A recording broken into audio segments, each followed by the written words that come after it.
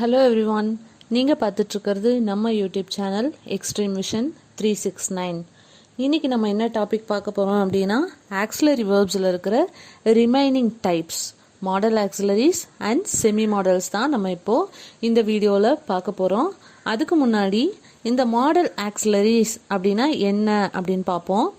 A modal verb is a type of verb that is used to indicate modality, that is likelihood, ability, permission, request, capacity, suggestions, order, obligation or advice.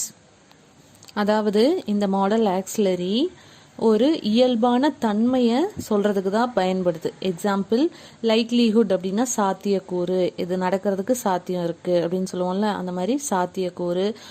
ஒருத்தவங்களோட திறன் ability, அப்புறம் permission அனுமதி, request கோரிக்கை, capacity திறன், suggestions, order, application அப்படின்னா கடமை இல்லைனா பொறுப்பு அப்படின்னு சொல்லுவோம். அதே மாதிரி ஆலோசனை, இது எல்லாமே சொல்கிறது தான் இந்த மாடல் ஆக்சிலரிஸ்.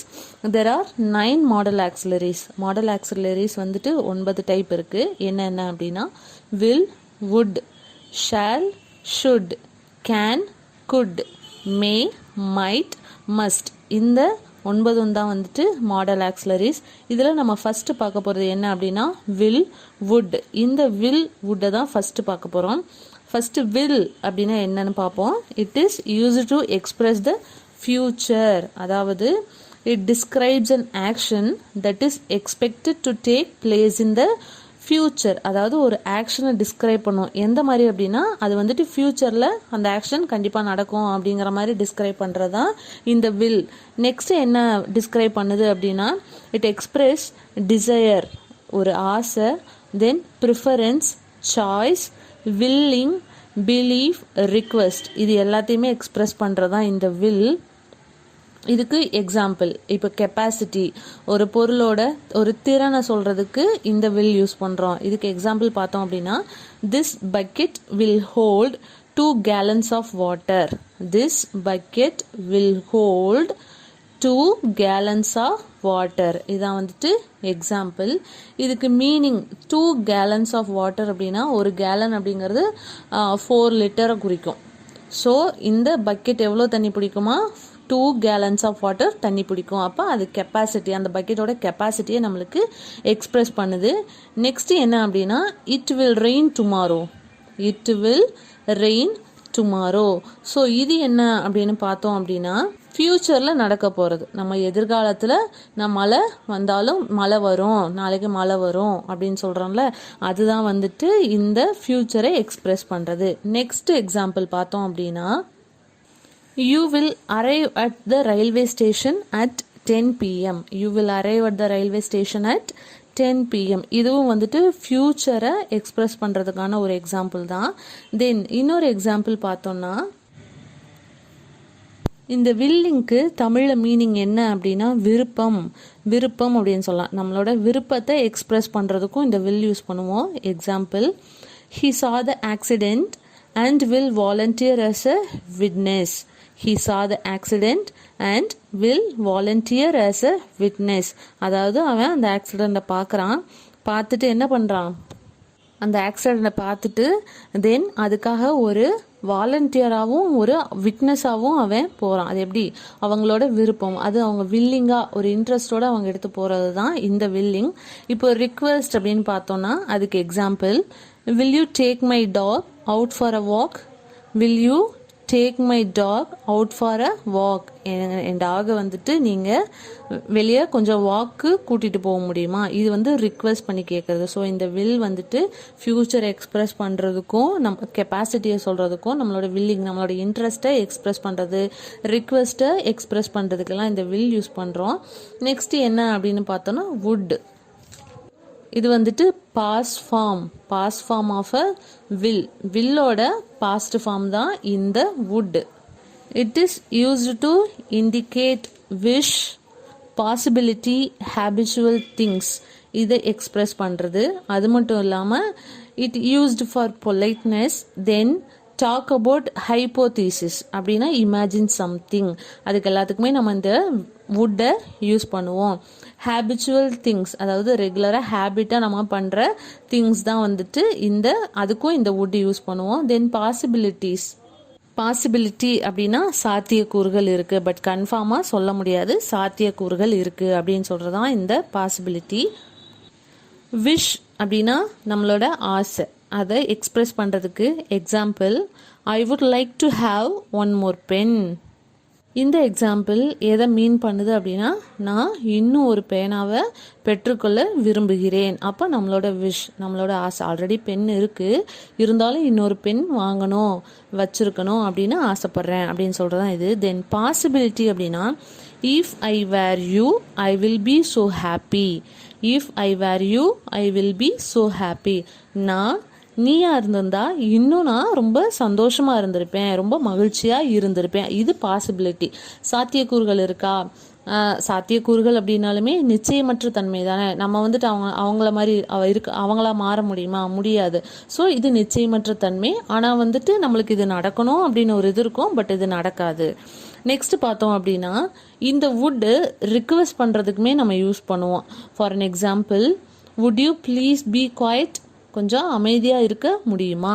அடுத்து இந்த ஹேபிச்சுவல் திங்ஸ், ரெகுலராக ரொட்டீனாக நடக்கிறது என்ன அப்படின்னா, we would work until 6 PM. நாங்கள் என்ன ஈவினிங் 6 மணி வரைக்கும் நாங்கள் வேலை செய்வோம். இது வந்துட்டு ஹேபிட்டாக ரெகுலராக நடக்கிறத எக்ஸ்பிரஸ் பண்ணுறது.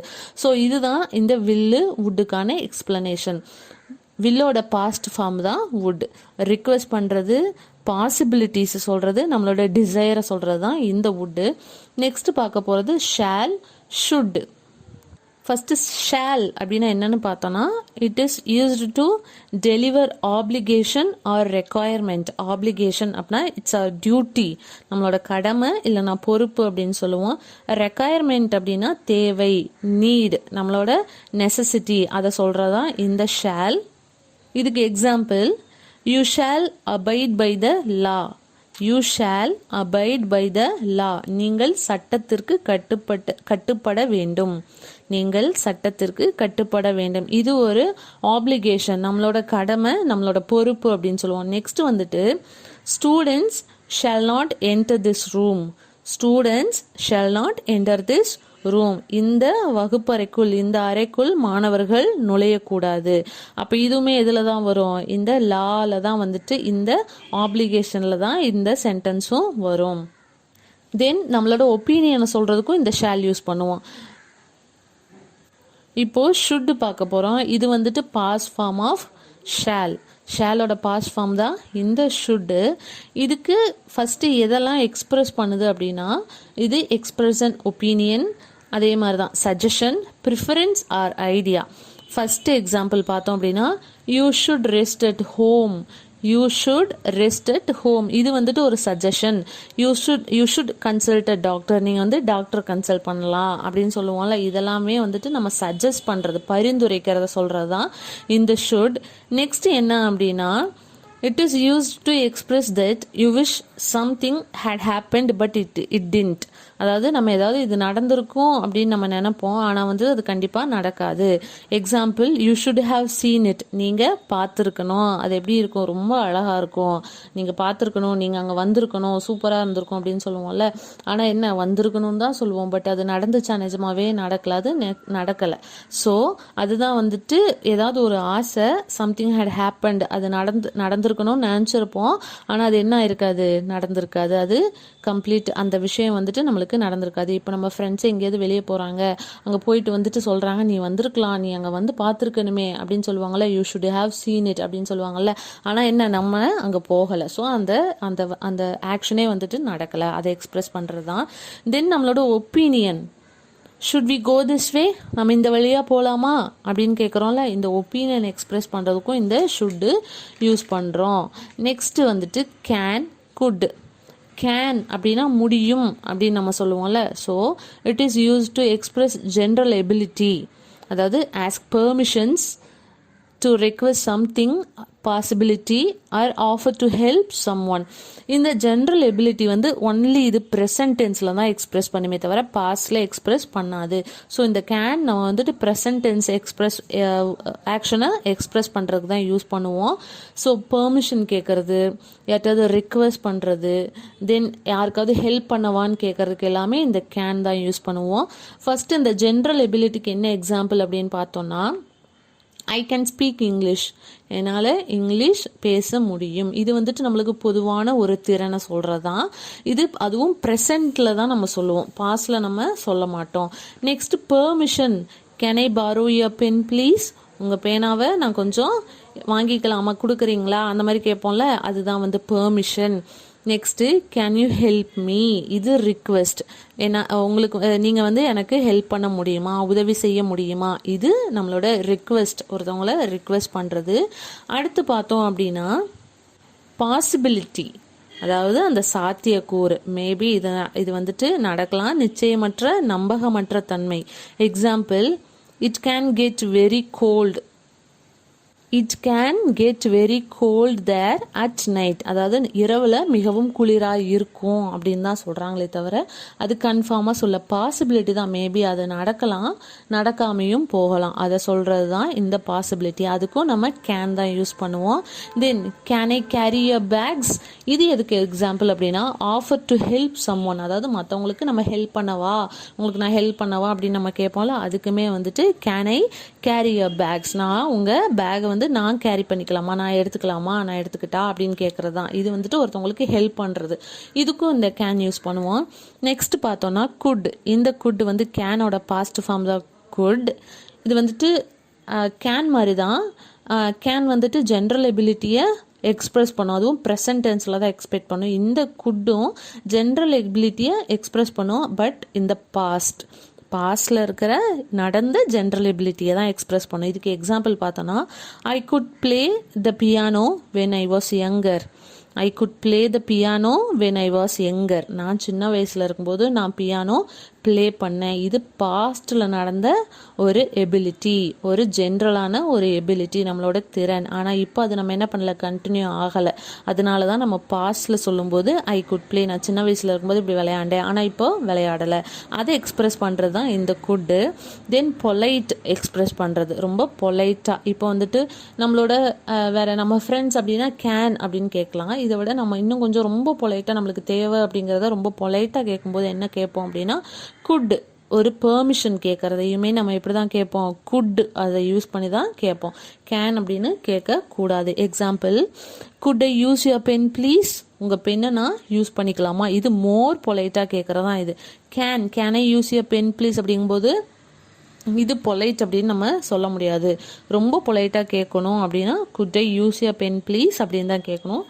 தென் டு ரிக்வெஸ்ட் சம்திங், ஏதாவது கேட்கறது, அதை இந்த பக்கம் பாஸ் பண்ணுங்க, அந்த நோட்டை இந்த பக்கம் எடுத்து கொடுங்க, அந்த பெண்ணை எடுத்து கொடுங்க, அந்த சால்ட்டை பாஸ் பண்ணுங்க, இப்படி சொல்லும்போது நம்ம என்ன சொல்லக்கூடாது, கேன் அப்படின்னு சொல்லக்கூடாது. ஏன்னா நம்மளே வந்துட்டு அங்கே இருக்கிறத இந்த பக்கம் எடுத்து கொடுங்க, ஹெல்ப் தான் கேட்குறோம். அப்போ அப்படி ஹெல்ப் கேட்கும்போது நம்ம என்ன யூஸ் பண்ணோம்னா குட் தான் யூஸ் பண்ணோம். Could you pass me the salt please, could you pass me the salt please அப்படின்னு கேட்கணும். தென் இந்த குட்டு சஜஷனையும் சொல்லும், பரிந்துரையும் சொல்லும். Example, we could go to movie if you like, we could go to movie if you like, உங்களுக்கு பிடிச்சிருந்தா நம்ம படத்துக்கு போகலாம், நம்ம மூவிக்கு போகலாம் அப்படின்னு எக்ஸ்பிரஸ் பண்ணோம். நெக்ஸ்ட் நம்ம என்ன பார்க்க போகிறோம் அப்படின்னா மே, மைட். இந்த மே எதுக்கு யூஸ் பண்ணுறோன்னா permission. It shows the speaker is not sure in the present moment, அதாவது ப்ரெசன்ட் மூமெண்ட்லேயே அந்த ஸ்பீக்கர் எப்படி இருப்பாங்களா, நாட் ஷியோர், அதாவது கரெக்டாக கன்ஃபார்மாக சொல்ல முடியாது. அதுதான் வந்துட்டு இந்த மே. இட் மே ரெயின் டுடே, இன்றைக்கி மழை வந்தாலும் வரும். அப்போ ஸ்பீக்கருக்கு என்ன தெரியாது, கன்ஃபார்மாக தெரியாது, நாட் ஷியோர். அந்த சிச்சுவேஷனில் இருக்கும்போது தான் நம்ம என்ன யூஸ் பண்ணுவோம் அப்படின்னா மே, வந்தாலும் வரலாம், வராமலும் போகலாம், அதுக்கு தான் இந்த மே யூஸ் பண்ணுவோம். அதுவும் இந்த ப்ரெசன்ட் மூமெண்ட்டில் தான் யூஸ் பண்ணுவோமே தவிர பாஸ்டில் யூஸ் பண்ண மாட்டோம். அதுக்கு example, it may rain today. Then தெரியுமா, நம்மளுக்கு மழை வந்தாலும் வரும்னு தான் சொல்கிறாங்களே தவிர கண்டிப்பாக மழை வரும்னு சொல்லலை. நெக்ஸ்ட்டு பெர்மிஷனுக்கு எக்ஸாம்பிள் பார்த்தோன்னா மே ஐ கோ, நான் போகலாமா அப்படின்னு நம்ம கேட்போம்ல. இப்போ யார்ட்டையாவது நம்ம ஸ்கூல்லையும் சரி காலேஜ்லேயும் சரி நம்ம மேம் கிட்ட பெர்மிஷன் கேட்கும்போது மே கோ மேம் நான் போகலாமா அப்படின்னு பெர்மிஷன் கேட்கறதுக்கு தான் இந்த மே யூஸ் பண்ணுவோம். தென் இந்த மைட் எதுக்கு யூஸ் பண்ணுறோம் அப்படின்னா to express a possible state in the பாஸ்டில் தான் இந்த மைட் யூஸ் பண்ணுவோம். அது மட்டும் இல்லாமல் it expresses what is counterfactual அப்படின்னா எதிர்மறை, ஆப்போசிட்டாக சொல்கிறது. For an example it might rain later on. Next வந்துட்டு லோயர் பாசிபிலிட்டி, ரொம்ப பாசிபிலிட்டிஸ் வந்து ரொம்ப கம்மியாக தான் இருக்கும், அதை சொல்கிறது தான் வந்துட்டு இந்த மைட். நெக்ஸ்ட் பார்க்க போகிறது மஸ்ட் அப்படின்னா it is used to express an application, duty R an opinion, நம்மளோட கருத்தை சொல்கிறது. ஆப்ளிகேஷன் அப்படின்னா நம்மளோட கடமை இல்லைனா பொறுப்பை சொல்கிறது. For an example I must work hard on my English. இது ஒரு ஆப்ளிகேஷன், நம்மளோட பொறுப்பு இல்லைனா என்னோட கடமை. என்ன அப்படின்னா நான் வந்துட்டு இங்கிலீஷில் இன்னும் நான் ஒர்க் பண்ணணும். இது வந்துட்டு நம்ம மேலே நம்மளே போட்டுக்கிற யுவர் செல்ஃப், அதாவது express an application that you place on your self, நம்ம மேலேயே நம்ம போட்டுக்கிற ஒரு கடமை. நான் வந்துட்டு இங்கிலீஷில் நல்லா ஹார்ட் ஒர்க் பண்ணணும் அப்படிங்கிறது. டியூட்டி, கடமையை எக்ஸ்பிரஸ் பண்ணுறது. You must wear a seat belt at all times, அதாவது நம்ம எப்போல்லாம் நம்ம கார் ஓட்டுறோமோ கண்டிப்பாக என்ன பண்ணோம், கண்டிப்பாக சீட் பெல்ட் வியர் பண்ணோம். இது வந்துட்டு நம்மளோட கடமை. அதே மாதிரி நம்ம ரூல்ஸ் அண்ட் ரெகுலேஷன்ஸ், லாஸ் எல்லாமே இருக்கும்ல, சட்டங்கள், இது எல்லாமே வந்துட்டு நம்ம கரெக்டாக ஒபே பண்ணணும். ஸோ இந்த ஒபே பண்ணுறதுக்கு நம்ம you must wear helmet, you must follow the rules, traffic rules. இது எல்லாத்துக்குமே என்ன யூஸ் பண்ணுவோம் அப்படின்னா மஸ்ட், கண்டிப்பாக அப்படின்னு நம்ம யூஸ் பண்ணுவோம். தென் நெசசிட்டியை சொல்லும், தேவையை சொல்லும். Plants must have light and water to grow.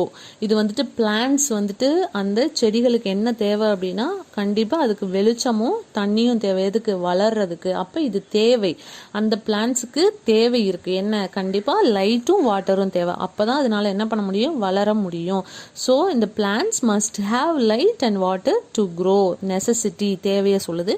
அது மட்டும் இல்லாமல் strong recommendation, we must get together for dinner soon. நம்ம கண்டிப்பாக டின்னருக்கு எல்லாருமே வந்து கேதர் ஆகணும், கெட் டுகெதர் ஒன்று வைக்கணும், ஒரு ஸ்ட்ராங்கான ரெக்கமெண்டேஷனை சொல்லுது. Next application, I must talk to you about the new project. இது வந்துட்டு நம்ம ஒரு ரிக்வெஸ்ட்டாகவும் சொல்லலாம். ஃபஸ்ட்டு ஆப்ளிகேஷனை டியூட்டின்னு சொன்னோம்.